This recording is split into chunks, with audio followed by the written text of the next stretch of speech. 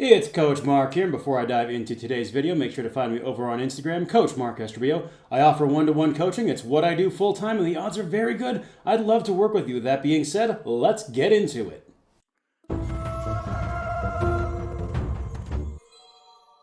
I'm putting out programs for the year, but lo and behold, turns out I wasn't quite honest with you folks.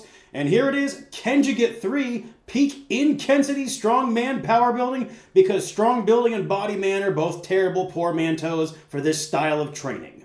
On this channel for any amount of time, you're familiar with Kenjugate 1 and 2. This is simply the third iteration in the series, and this one turns up the flair and ferocity with extra emphasis on your pressing strength, your upper back size and strength, as well as a front squat wave progression to help improve your leg drive in the push press as well as the deadlift. So this is going to be another really fun program to run in the off season for muscle mass building, strongman adjacent types, plus if you are a dedicated strongman athlete, it makes some inroads there because the program is meant to be done with the log.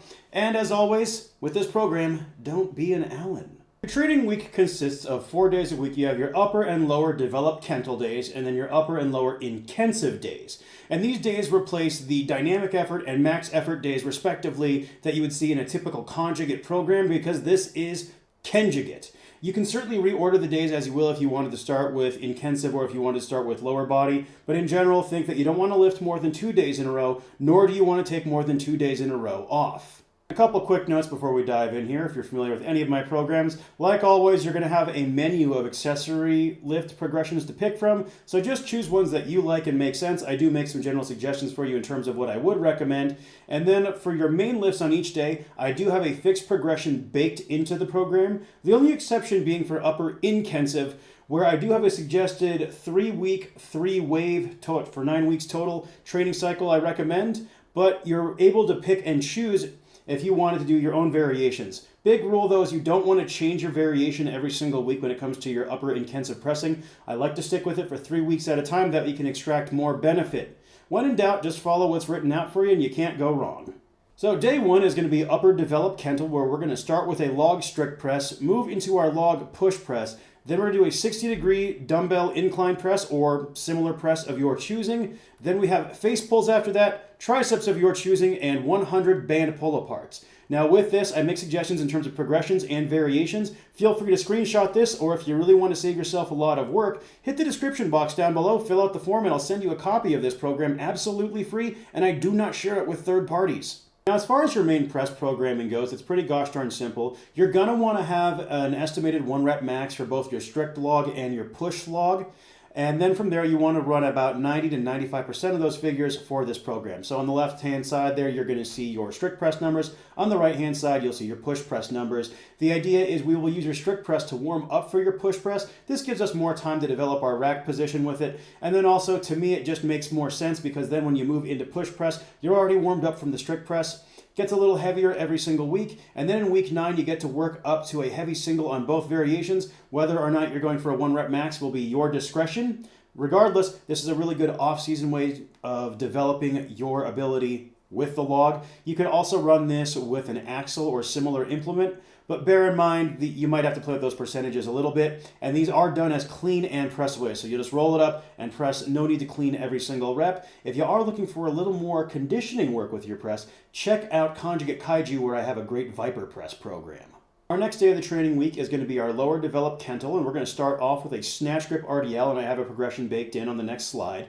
You could also do this with a trap bar if you preferred, and then from there we're going to go into a bent over barbell row, and I do want you using a little bit of leg drive and body English here. We're trying to get that overload, really build our mid, upper, and low back all at the same time with this row. You could also swap this out for a pendlay row, or if you really wanted a chest supported row. However, be advised, I did write this program in mind with you doing this as a standing row, but if you find that the snatch grip RDL is really beating up your low back, you can make those adjustments to yourself. Then from there, we're going to move into pull-ups, or you could do a chin-up or even a lat pull-down, suggested progressions, and then a trap bar shrug, or you could do some form of Smith machine shrug, a barbell shrug, or dumbbell shrugs, whatever shrug you like, and then a 10-minute density set to work your midline, really get those core muscles nice and strong. Now for your RDL progression, you should have an estimated max for your snatch grip deadlift. Otherwise, just use roughly 90% of your best deadlift from the floor, and then configure your percentages week in, week out for that. And as you'll see here, it's a very basic approach. And with this, you can work within those ranges. You might do every set at the highest end of intensity. You might slowly work up every set, or you might start at the heaviest set and then work your way down. Play with it a little bit. Your own individual ability will really kind of dictate where you're going to be. And again, this is more about volume accumulation and just getting a lot of work in for the posterior chain and the upper back via that snatch grip. Use straps on this if your grip becomes a bottleneck. It's really going to be one of those things where we don't want to turn this into purely a grip drill, especially if we are trying to build your upper and mid back. Don't let grip be the limiter. Now, one thing you will notice is in week 9 of this program, I actually have you working up to a heavy 8. By this point in the game, you should be capable of getting somewhere around 80 to 85% of your training max for that top set, if not more. Next up here is upper intensive. So we're going to have our max effort progression wave, which I'll talk about on the next slide. And then what's called an SU overhead press. So this is a seated unsupported press. So you're just sitting on a flat bench while doing your overhead press. And you can do this with dumbbells, axles, with a Swiss bar, or if you don't want to do the SU press, any other overhead press variation you like. I do bias towards a seated variation just to keep the low back fatigue in check because you are front squatting after this, right?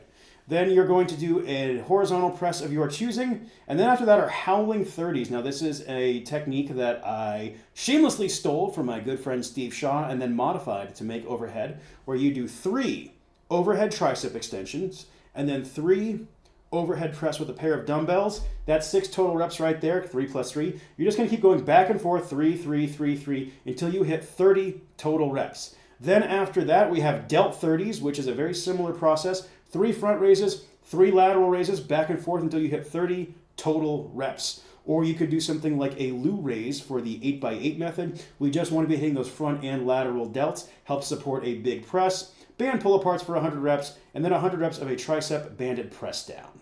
As I had mentioned earlier, for the press progression, how it'll be done is it's 3 weeks at a time, and I suggest 3 different variations to make 9 weeks total. The default progression I have in mind is a 60-degree incline press to a seated behind the neck press to a standing behind the neck press. And if you find you can't perform a BTN press safely, just swap it to a seated press to the front, or you might even consider a bench progression such as a floor press to a close grip bench to a close grip floor press. And then from there, you'd swap out your accessory horizontal press for either another overhead variation or maybe dips.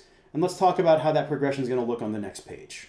So as far as your press progression goes, it's a very basic top set and back off protocol. So you just hit a top set, drop a fixed percentage, and do 2 more follow-up sets thereafter. Not too much to say about this one. Again, we're getting a good bit of volume in, and if you factor in how much work you're doing earlier in the week with your log pressing, this is quite a bit of demand on the upper back and shoulders, which is exactly what we want. Our 4th and final day of the week is our lower intensive day, where we're going to do a front squat progression wave. You could also swap out the front squat for a Zercher squat if preferred.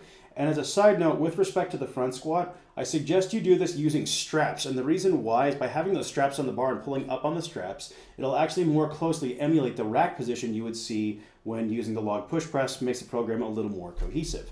Then after that, you're going to do a split squat or a similar movement of your choosing. I really like the Zercher front foot elevated split squat. As a side note, I've been having a lot of success with that one recently. Really works the midline as well. Also great isometric for the upper back. Then you're going to move into a leg press or a reverse sled drag, whichever you have preference for. This time of year for me, it's probably going to be the leg press. A behind the neck lat pull down or other similar vertical pull of your choosing. And then upper back hell, where you're going to do 3 rounds of 12 to 20 in sequence of rear delt flies to rear delt swings to rear delt rows to Kelso shrugs, and you want to be on a 30 to 40 degree incline bench with your chest against it. So you would do 12 to 20 rear delt flies, 12 to 20 rear delt swings, 12 to 20 rear delt rows, and then 12 to 20 Kelso shrugs. Your upper back is going to be on fire after this. It's going to hammer the lateral delts quite a bit too, as well as the rear delts. All around a really good upper back developer. And then after that, same thing as we did before on our lower body day, we're going to hit a good ab density circuit to work that midline. Now let's talk about that front squat progression.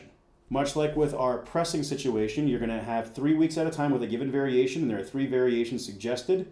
And with this, I have a starting percentage you'll be using for your front squats, and then the idea is you add weight every successive set.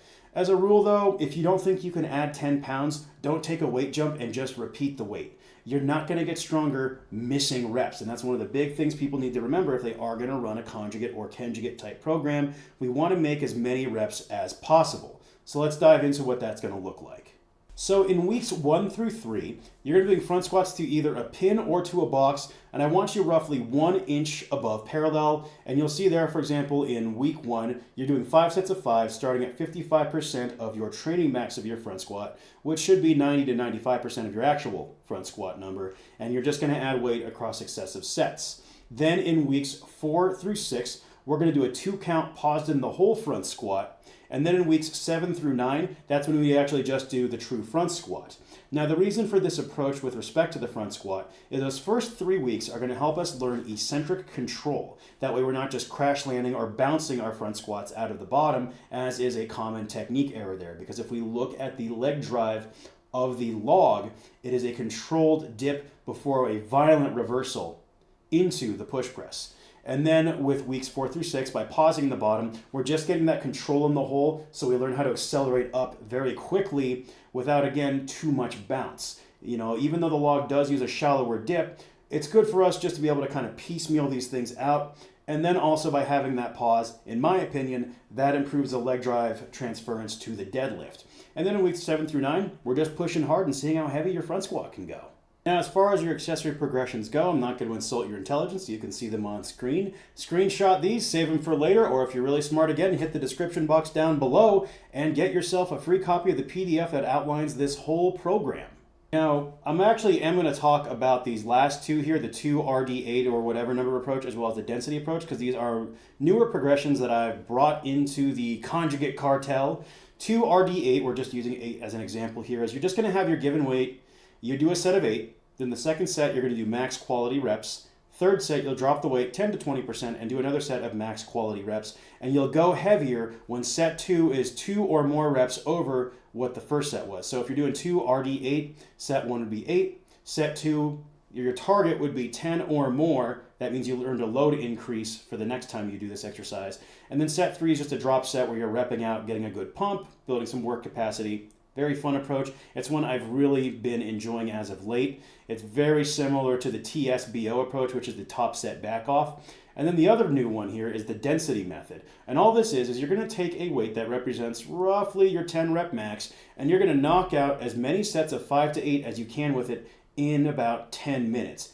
And when you can exceed 40 quality reps in that 10-minute phase, go heavier next time. I really like this one for weighted calisthenics in particular, especially the chin-up or pull-up. Now here are some anticipated questions with regards to this program. Is it a bulking or cutting program? It's definitely meant to be a mass gaining program. You could run it in maintenance as well. I mean, you could even run it in a deficit, but be very mindful of your overall volume with your accessories, and you might even use less intense approaches with regards to your accessories. That way you have more energy overall to really get the work done on your main lifts. Now, I already talked a bit about the rationale with regards to the squat progression. First 3 weeks help us with eccentric control. Next 3 weeks help us with strengthen the whole, as well as just that reversal strength, popping right back up. And then the last couple weeks are just there to help peak leg strength. You can definitely run this without a log using an axle or something similar, but you might need to play with those percentages a little bit just to see how your rack position feels. Now, I don't have you deadlifting from the floor in this program because the front squat and RDL plus heavy rows will help maintain the deadlift while you build elsewhere. And the deadlift in general tends to be kind of a dumb lift. You can put it on the back burner and maintain it as long as you're doing very similar movements. And in some cases, you might actually build it. And for a lot of lifters that I've been working with lately, they've been reporting that the snatch grip RDL has really helped their hinging mechanics. So then when they do return to floor pulls, their setup is actually a lot more natural and they're feeling significantly better performing the actual deadlift. So that's something to keep in mind. Close variations build the main variation as long as you're training them with some worthwhile intensity. And then last but not least is Ken me? Yes, we're all Ken, except Alan.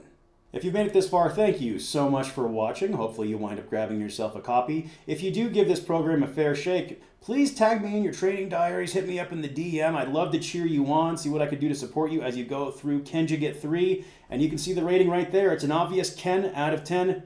Hope you folks are having a great one. I'll catch you in the next video.